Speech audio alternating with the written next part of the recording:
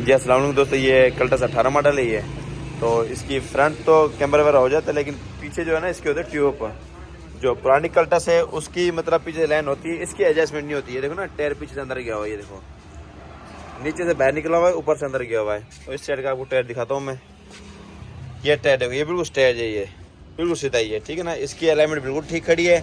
और जो left side वाली जो देखो ना ट्यूब वाली लाइन, ये बिल्कुल टेढ़ी है ये।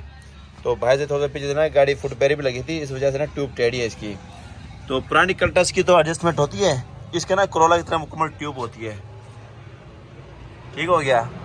तो अब अलाइनमेंट वाला भाई इसका ना ये स्कंजा लगा के ये देख लो, तो ये अलाइनमेंट सीधी करेगा। ये इसके पहले टायर खोलेगा ये।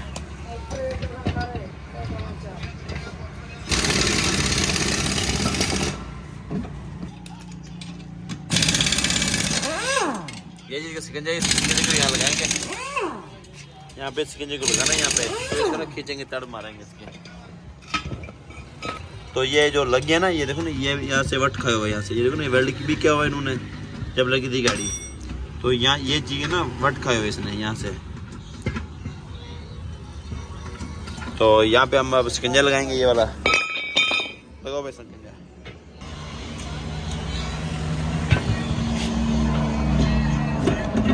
ये सिकंजा लग गया यहाँ पे। ये सिकंजा भी कहते हैं इसको, पुलर भी कहते हैं इसको।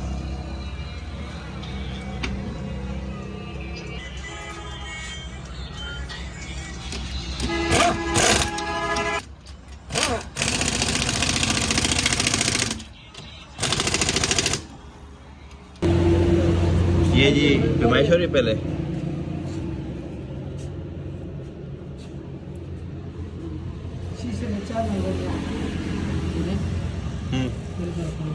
प्लस स्पिंडर लगा हुआ है, ये देखो यहाँ से सपोर्ट दे रहा है ये।